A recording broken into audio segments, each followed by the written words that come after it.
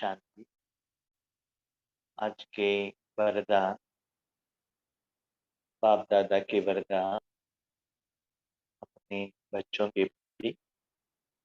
Date 26 सितंबर 2022। वरदान है, अकाल तख्त पर बैठ, अकाल तख्त पर बैठकर कर्मेंद्रियों से सदा श्रेष्ठ कर्म कराने वाले कर्म योगी भव। अकाल तख्त पर बैठकर कर्मेंद्रियों से सदा श्रेष्ठ कर्म कराने वाले कर्म योगी भव। हम आत्माएं हर रोज उस कर्म क्षेत्र पर कर्म करना पड़ता है। कर्म करने के समय पर बहुत साधनों के साथ, ज्ञान के साथ, संस्कार के साथ कर्म करना पड़ता है। जैसे कि आपके साथ में शरीर है, शरीर में कर्मेंद्रिय है,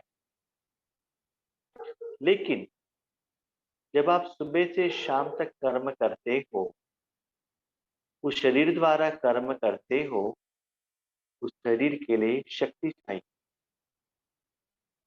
तो उस शरीर को आप ब्रेकफास्ट के रूप में, भोजन के रूप में भोजन देते हो। तो वो भोजन क्या करता है, आपको कर्म करने में शक्ति देता ही रहता है। ब्रेकफास्ट तो एक बार किया, लेकिन हर कर्म में आपको जो जितना चाहिए वो एनर्जी देता रहेगा। शरीर के लिए तो ठीक है, लेकिन कर्म करने के लिए आत्मा भी है ना, अनुभूति संस्कार भी है ना, को भी शक्ति चाहिए, को भी श्रीमत चाहिए। तो क्या करें? नंबर 2, अपने शरीर रूपी साधन द्वारा जो भी कर्म करते हो, उसके लिए एक सीट देते हो आप। जैसे कि ड्राइविंग करना है तो ड्राइविंग सीट पर बैठो, और कपड़े साफ करना है तो एक लेवल पर बैठो, स्कूल में जाते हो तो बेंच पर बैठो, बस पर जा रहे हो तो सीट पर बैठो। तो ऐसे अपने शरीर रूपी साधन को अलग अलग सीट पर बिठाते हैं। और जब कोर्ट में जाते हैं तो जज सीट के ऊपर बैठते हैं।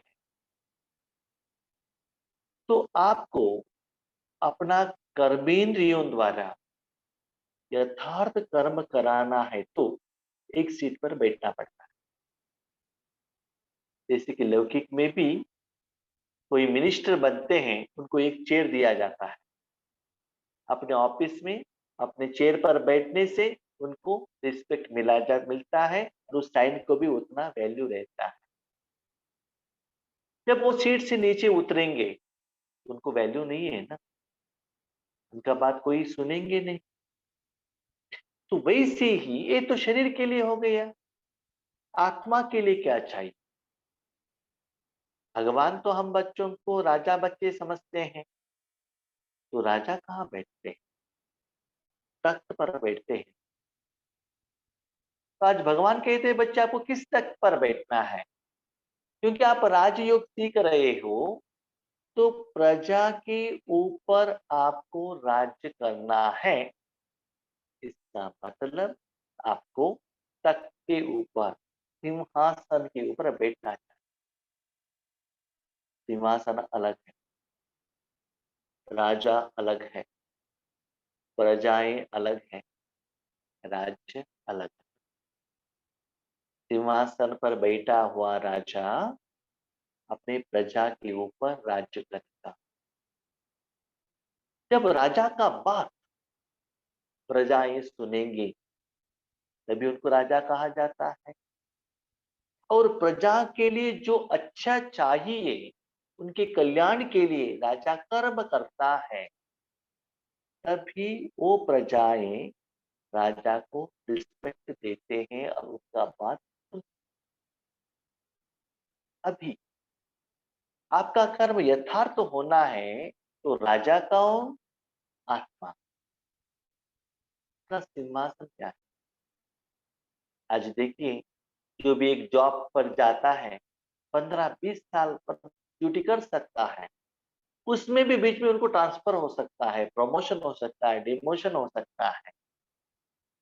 जब पॉलिटिकल लीडर्स रहते हैं 5 साल तक उनको पावर रहता है, उसमें मिनिस्ट्रीशिप भी चेंज हो सकता है, उसके बीच में भी उनका गवर्नमेंट नीचे गिर सकता है, परमानेंट नहीं है। लेकिन आज भगवान कहते हैं आपका जो सीट है, सिंहासन है, तख्त है, परमानेंट हो, अविनाशी हो और अकाल।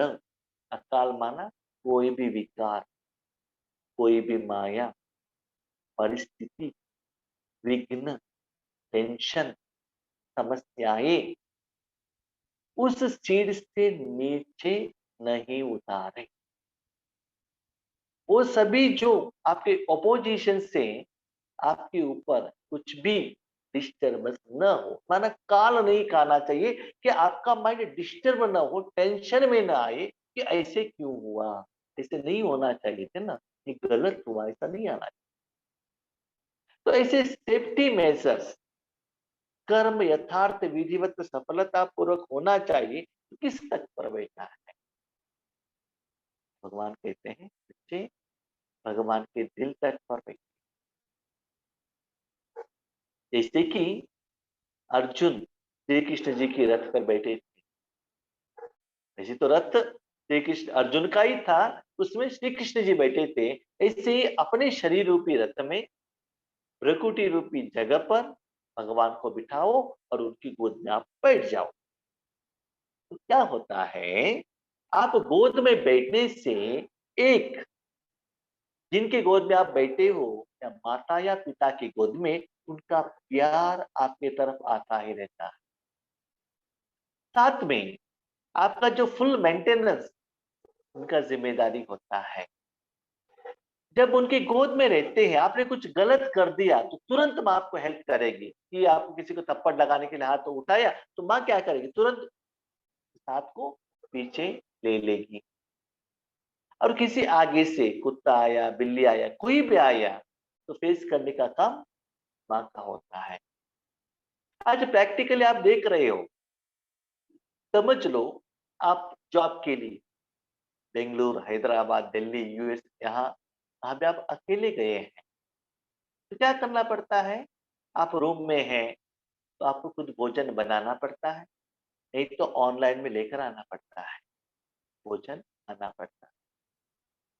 लेकिन अभी कोरोना के कारण वर्क फ्रॉम होम आ गया है।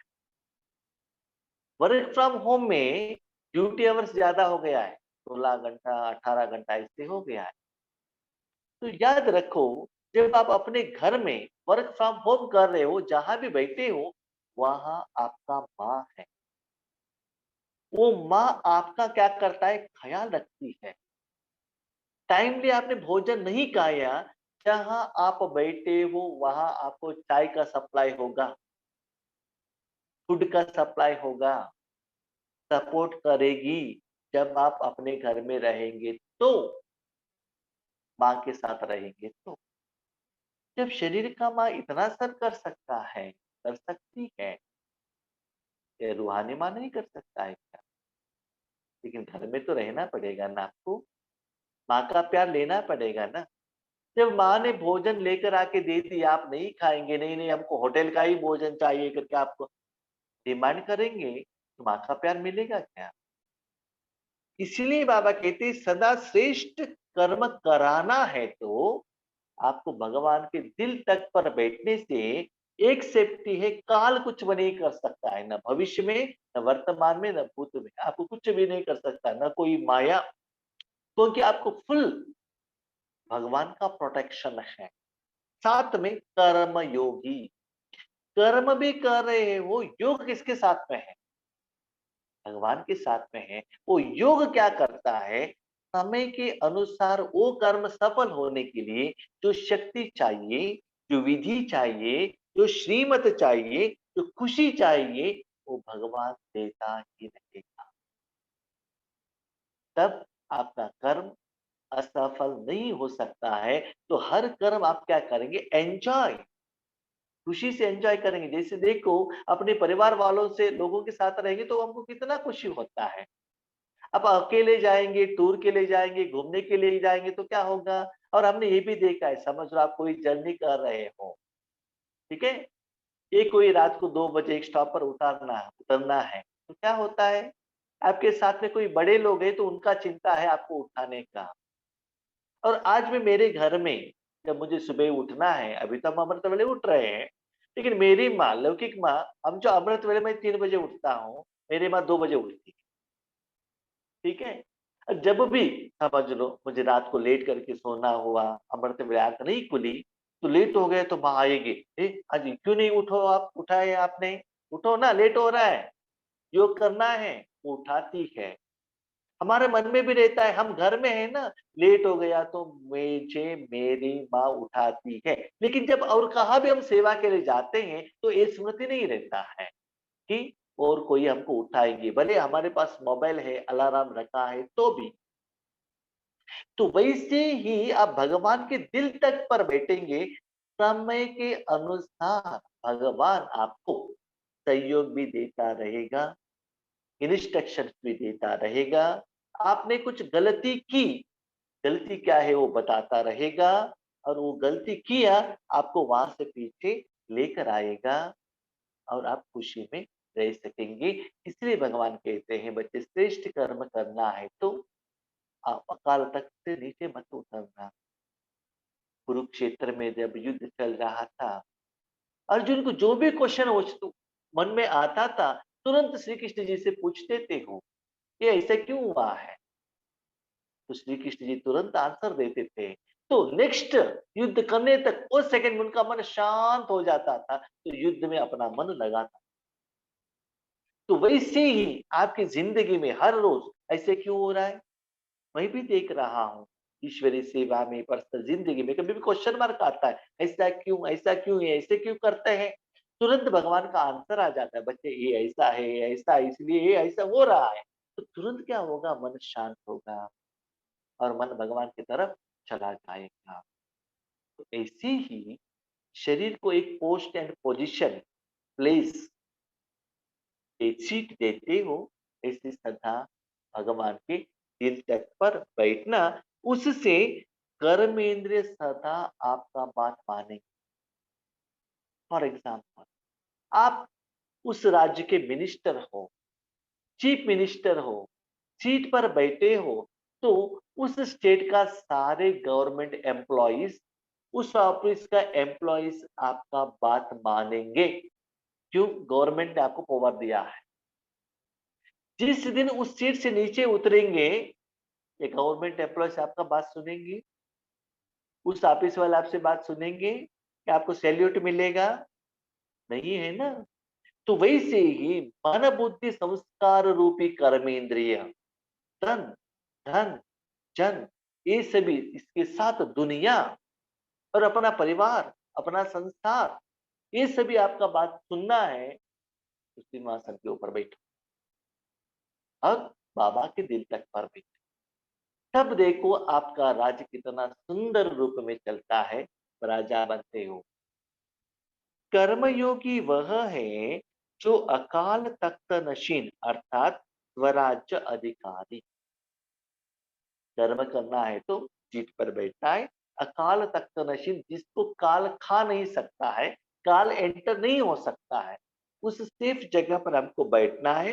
माना स्वराज्य अधिकारी, माना वहां बैठकर आप कुछ भी इंस्ट्रक्शन दो तो लोग मानेंगे। जैसे माताएं क्या करते हैं ना, जिस दिन उनके घर में पति है, पति बाजू में बैठे हैं, तब अपने बच्चों को इंस्ट्रक्शन देते हैं। क्यों? जब माँ अकेले रहेगी, बच्चों को कुछ कहेंगी, तो बच्चे बात नहीं सुनते हैं, माँ से झगड़ा करते हैं। उस समय बच्चे कुछ ज्यादा गुस्सा करते हैं, तो पिता क्या करते हैं? डांटते हैं ना। तो पिता के कारण, पिता में भय होने के कारण बच्चे माँ का बात सुन लेते हैं और काम भी करते हैं। हम भी क्या करते थे, अभी भी माँ कहती थी ना, उस शॉप में जाकर वो आइटम लेकर आओ, हम कहते थे बाद में जाएंगे। लेकिन जब पिताजी रहते थे उस समय माँ ने कहा तुरंत जाकर लेकर आना पड़ता था, लेट कर दिया तो थप्पड़ मिल जाता। कहा तो माने लेकिन करना पड़ेगा, क्यों? बाजू में पिताजी है ना, वो गुस्सा करेंगे ना, थप्पड़ लगाएंगे ना। तो ऐसे ही आप दिल तक पर बैठे हो, आपके आगे आया हुआ सिचुएशन, परिस्थिति, माया को कैसे हटाना है, वो भगवान देखता है। साथ में आपको सच्चा प्यार का भी एहसास होता है, तो उसके आधार पर आप स्वराज्य अधिकारी बनते हो। इसका मतलब आपके कर्मेंद्रियों के ऊपर आप राजा बन सकते हो। साथ में अब बाप के दिल पर बैठे हो ना, तो बाप के वर्षे का राज्य भाग्य अधिकारी है। तो उसी सेम टाइम पर, फॉर एग्जाम्पल, माँ के गोद में बैठकर माँ ने जो भोजन दिया है वो खा रहे हो, होटल में खा रहे हो, माँ के गोद में खा रहे हो, व्हाट इज द डिफरेंस? माँ ने बनाया और जो भोजन खाने से भोजन के टेस्ट के साथ साथ माँ का प्यार भी है। होटल में प्यार नहीं है, होटल में उनका प्रॉफिट है, मुझे कितना मिलता है, जो सर्व करने वाला सोचता है मुझे टिप्स कितना देते हैं, वो प्रॉफिट बेस में है, लेकिन माँ प्रॉफिट बेस में नहीं है। तो सेम टाइम आप बाबा के गोद में बैठने से वर्षे का राज्य अधिकारी, माना भगवान में जो शांति है, सुख है, आनंद है, पवित्रता है, शक्ति है, इसका अधिकारी बनते हैं, अनुभव भी करते हो। एक आपके आगे जो कर्मेंद्रिय है वो भी आपका बात मानते हैं, आपके पीछे जिनके गोद पर बैठे हो उनका प्यार भी आपको मिलता रहेगा, सेफ्टी मेजर्स आपको मिलेगा, प्रोटेक्शन मिलेगा। जो सदा अकाल तख्त पर बैठकर कर्म करते हैं उनके कर्म श्रेष्ठ होते हैं, क्योंकि हर कर्म में भगवान का सहयोग देते हैं ना। तो जो भी भोजन बनाकर माँ खिलाती है तो बच्चों को अच्छा ही खिलाती है ना। तो माँ जानते हैं इनके शरीर के लिए क्या अच्छा है क्या अच्छा नहीं है, क्या खिलाना है क्या नहीं खिलाना है। इसका मतलब क्या है, आप माँ के गोद पर बैठे हो, भगवान के गोद पर बैठे हो, जो आपको अच्छा होगा वही कर्म आपसे वो कराएगा, नहीं तो आपके ऊपर वही करेगा। माँ की गोद में बैठे हो, आपने जो पहना हुआ कपड़े निकालने का काम भी उनका ही है, नहलाने का काम भी उनका है, सुलाने का काम भी उनका ही है, उठाने का काम उनका है, भोजन खिलाने का काम उनका है। साथ में आपके शरीर के ऊपर एक मच्छर बैठा है, उसको भगाने का काम भी उनका है। तो इतना केयर करते क्यों? शरीर रूपी साधन आपने उनके हाथ में रखा है। तो ऐसे ही मन रूपी साधन, आत्मा रूपी साधन, सूक्ष्म कर्मेंद्रियों को भगवान के हाथ में देने से का जिम्मेदारी उनका हो जाता है, क्योंकि सभी कर्मेंद्रियां लॉ और ऑर्डर पर रहती हैं। आप अकेले रहेंगे तो लॉ एंड ऑर्डर पर नहीं रहेगा। जैसे कि आप मिनिस्टर बनेंगे, पोस्ट रहेंगे तो आपका बात लोग मानेंगे ना, आप जो कहते हैं वो लॉ बन जाता है। आप अकेले रहेंगे तो आपका बात कौन मानता है? इसीलिए भगवान के साथ रहेंगे तो आप जो कहते हो वो लोग मानते हैं। आज भी मैं देख रहा हूँ, हम जब ईश्वरीय सेवा में जाते हैं, ईश्वरीय ज्ञान सुनाते हैं और किसी को कुछ कहते हैं, वो हमारा बात मानते हैं। क्यों? हमको वो आत्माएं बी की समझकर मानते हैं। लेकिन जब अब लौकिक में जाते हैं ना, तब वो लोग हमको मानते नहीं है। क्यों? वो हमको बाबा का एक मैसेंजर करके नहीं सोचते हैं, ब्लड रिलेशन के रूप में सोचते हैं। तो वो जो लोग कहते हैं ना, उनका बात हमको सुनना पड़ता है। और मैंने ये भी देखा है लौकिक में, जब मैं बेंगलुरु में काम कर रहा था, बड़े-बड़े ऑफिसर से मुझे मिलना होता था, district head, deputy directors, joint directors, ऐसे बड़े-बड़े पैसे वाले, धनवान वाले थे, बहुत सारे लोगों से मिलना पड़ता था। वैसे तो हम प्राइवेट कंपनी में थे, तो बहुत सारे प्राइवेट कंपनी वाले भी उनके साथ कनेक्शन में रहता था। लेकिन स्लोली जो रिलेशनशिप बढ़ता था, उन लोगों को पता चलता था कि मैं ब्रह्म कुमार कुमारी, ब्रह्म कुमार हूँ। तो उसके बाद वो लोग हमको इतना प्यार, इतना रिस्पेक्ट देते थे और हमारे बातों को वो वैल्यू देते थे। जब उनको पता चलता था कि हम बीके हैं, ब्रह्म कुमार हैं। इसका मतलब क्या है? भगवान को आप साथ में लेकर गए, उसके आधार पर उन्होंने आपको रिस्पेक्ट दिया है ना। तो आपका क्वालिटी नहीं है ना, आपका तन का क्वालिटी नहीं है, तन का पोस्चर पोजीशन नहीं है। मैं बीके बनने के पहले भी उस कंपनी में काम किया था, बीके बनने के बाद भी किया था। बीके बनने के बाद तपस्या करके भगवान को कहकर जब मैं सेवा के लिए जाता था, ड्यूटी के लिए जाता था, तो कर्म कितना आसान होता था, लोग कितना हमारे बात मानते थे, इंक्लूडिंग हम जहाँ काम करते हैं वहां का ओनर भी हमारे बात मानते थे। इसका कारण है बाबा के दिल पर बैठना। समय के अनुसार आपसे क्या कहलवाना है, भगवान कहलाता है, तो लॉ एंड ऑर्डर पर रहता है। अगर कोई तख्त पर ठीक न हो तो लॉ और ऑर्डर चल नहीं सकता। तख्त पर ठीक से नहीं बैठे हो तो आपका तख्त क्या होगा, हिलने लगेगा। फॉर एग्जाम्पल समझ लीजिए, एक स्टेट में एक ही पॉलिटिकल पार्टी है, एक ही पार्टी है, उसका आप चीफ मिनिस्टर बने हो तो थोड़ा आपको पावरदार रहता है।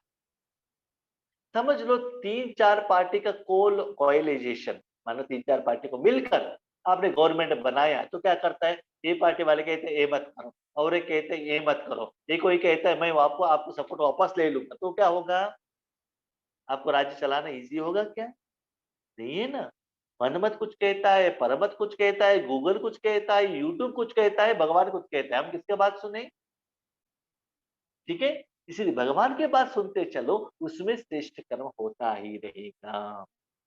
तो तख्त नशीन आत्मा सदा यथार्थ कर्म और यथार्थ कर्म का प्रत्यक्ष फल आने वाली होती है।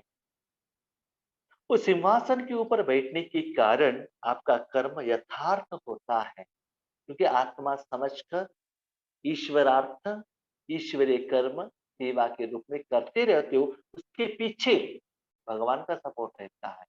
याद रखो, पांडवों ने बहुत सारे लोगों को वध किया युद्ध में, फिर भी पांडवों को स्वर्ग मिला। क्यों? क्योंकि श्री कृष्ण जी भगवत गीता में कहते हैं, अर्जुन सिर्फ आप निमित्त हो, वो दुष्ट लोगों को संहार करने का काम है मेरा, आप सिर्फ साधन हो, लेकिन आपके द्वारा युद्ध कराने वाला मैं। ऐसे ही आप ईश्वरीय मैसेंजर हो, ईश्वरीय सेवा करने वाले हो, उसके कारण आपका जो कर्म है यथार्थ भी होता है, उसका प्रत्यक्ष फल भी आपको दिखाई देता है। क्या है वो प्रत्यक्ष फल?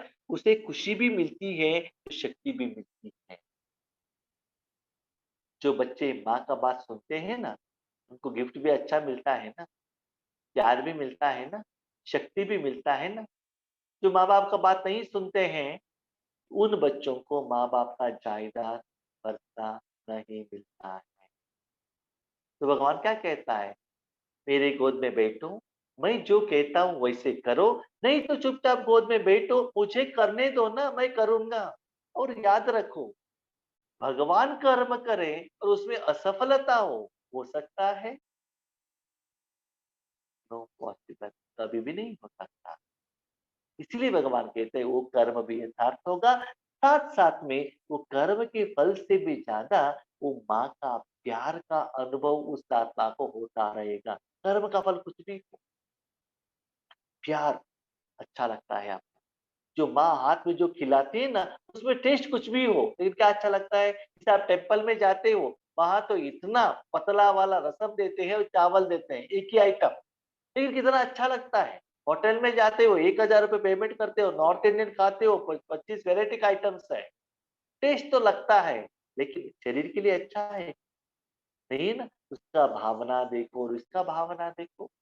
तो ऐसे ही हर कर्म को भगवान का प्रसाद समझकर कर्म करो, ईश्वरीय सेवार्थ कर्म करो, तब देखो वो कर्म में कितना भगवान का खुशी का अनुभव होता है। तो ब्रह्मा बाप के प्यारे वह हैं जिनके ब्राह्मण कल्चर से प्यार, ब्रह्मा बाप से प्यार है तो फॉलो ब्रह्मा बाबा करना है। ब्राह्मण का जो कल्चर है, क्या है ब्राह्मणों का कल्चर? ईश्वरीय ज्ञान देना। अभी देखो लौकिक में ब्राह्मणों का कल्चर क्या है? पूजा करना और मूर्ति को नहलाना और टेम्पल को क्लीन रखना और भक्तों का इच्छा पूर्ण करना, सदा भगवान के साथ में ही रखना, लोगों को पढ़ना, यही है ना। तो ऐसे ही ब्राह्मण कल्चर क्या है? ईश्वरीय सेवा करते रहना, जैसे ईश्वर जो कहते हैं वैसे ही करते रहना, अमृत वेले उठना, सुबह शाम योग करना, भगवान की याद में भोजन बनाना, भगवान की याद में भोजन खाना, ये सभी क्या है? ब्राह्मणों का कल्चर है। ब्राह्मणों का कल्चर ये नहीं है कि फेयर एंड लवली लगा के चलो, ठीक है? और कुछ वैरायटी भोजन बना के खाओ, ऐसा नहीं है। ज्यादातर टेम्पल में देखो जो पुजारी भोजन बनाते हैं ना, सिंपल आइटम ही बनाते हैं भगवान के प्रसाद के लिए, सिंपल ही बनाते हैं, वैरायटी नहीं बनाते, ठीक है? तो ऐसे ब्राह्मण का कल्चर, देखो ब्राह्मण जो भी कपड़ा पहनता है ना, ये सूट बूट पहनता है क्या? नहीं ना। इतना सिंपल कपड़ा, एक शरीर के ऊपर एक टॉवल पहनता है व्हाइट कलर का, नहीं तो एक धोती पहनता है, सिंपल। लेकिन लोग उनको कितना रिस्पेक्ट देते हैं और नमस्ते करते हैं, क्यों? ये तो भगवान का मैसेंजर है। इसलिए स्थूल रूप में बाहर से सिंपल बनो, अंदर से स्ट्रांग बनो और सदा ईश्वरीय कार्य करते रहना। वही बच्चे ब्रह्मा बाप को भी अच्छे लगते हैं, ठीक है? अच्छा, ओम शांति।